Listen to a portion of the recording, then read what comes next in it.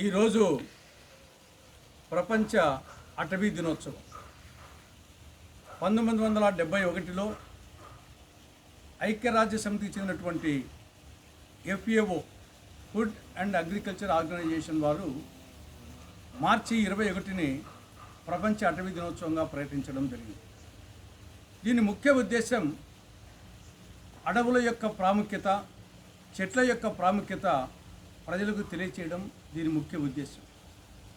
ఒక్క మాటలో చెప్పాలంటే చెట్లు లేకుండా పోతే, అడవులు లేకుండా పోతే మానవ జాతి మనుగడే లేదు. ఒక 5 నిమిషాలు ఈ భూమి మీద చెట్లు లేవనుకుంటే కిరణజన్య సంయోగ క్రియ జరగదు, ఆక్సిజన్ ఉత్పత్తి కాదు.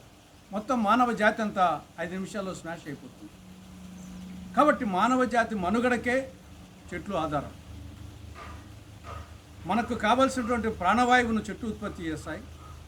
మనము విడిచినటువంటి కార్బన్ డైఆక్సైడ్ వాయువును అవి వచ్చేసి గ్రహిస్తాయి.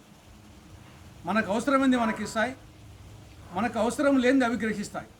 అది చెట్ల యొక్క గొప్పతనం.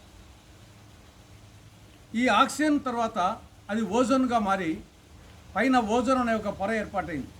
ఆ ఓజోన్ పొర ఉన్నందువల్ల సూర్యరశ్మి కిరణాలు, అల్ట్రావైలెట్ రేస్ డైరెక్ట్గా మానవ శరీరం మీద పడితే క్యాన్సర్ వస్తుంది. కాబట్టి శరీర జబ్బులు, చర్మ వ్యాధులు రాకుండా ఈ యొక్క ఓజోన్ పొర కాపాడుతూ ఉంది. మనిషికి కావలసిన సమస్తము అడవులు ఇస్తాయి, చెట్లు ఇస్తాయి. కాయలు ఇస్తాయి, పండ్లు ఇస్తాయి, విత్తనాలు ఇస్తాయి, ఆక్సిజన్ ఇస్తుంది, వెదురు ఇస్తాయి, ఔషధాలు ఇస్తాయి.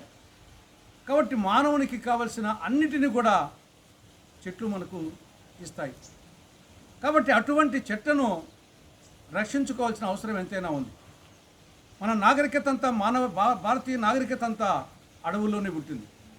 మన ఋషులు, మునీశ్వరులు అరణ్యాల్లో తపస్సు చేసి జ్ఞానాన్ని సముపార్జించి భావి తరాల వారికి ఇచ్చారు. త్రేతాయుగంలో సీతారాములు 14 సంవత్సరాల పాటు అరణ్యవాసం చేశారు. ద్వాపర యుగంలో పాండవులు 12 సంవత్సరాల పాటు అరణ్యవాసం చేశారు.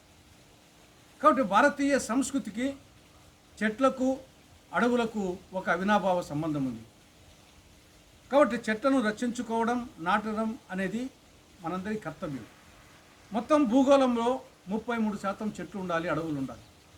కానీ దురదృష్టవశాత్తు మన దేశంలో, మన రాష్ట్రంలో కేవలం 19% మాత్రమే ఉన్నాయి. కాబట్టి ఈ శాతాన్ని పెంచాల్సినటువంటి అవసరం ఎంతైనా ఉంది. దురదృష్టవశాత్తు గత వైకాపా పాలనలో పరిపాలన ఎలా సాగిందంటే అశోకుడు చెట్టు నాటను, జగన్మోహన్ రెడ్డి చెట్టు నరికెను అనే విధంగా తయారైపోయింది. గతంలో ముఖ్యమంత్రి జగన్మోహన్ రెడ్డి ఎక్కడికి పోయినా భద్రతా కారణాల దృష్ట్యా అక్కడ 100 సంవత్సరాలు, 150 సంవత్సరాలు ఉన్నటువంటి చెట్టును కూడా నరికేసేవాళ్ళు. కాబట్టి ఈ విధంగా గత పాలన సాగింది. అటువంటి పాలనను కూటమి ప్రభుత్వం కొనసాగించవద్దని, అదే సమయంలో కాంగ్రెస్ పరివారానికి, కాంగ్రెస్ శ్రేణులకు చెట్లను నాటడం, చెట్లను పరీక్షించుకోవడం ఇది ఒక పవిత్రమైన కార్యక్రమంగా భావించాలని కాంగ్రెస్ శ్రేణులకు, కాంగ్రెస్ పరివారానికి ఆంధ్రప్రదేశ్ కాంగ్రెస్ కమిటీ విజ్ఞప్తి చేస్తూ ఉంది.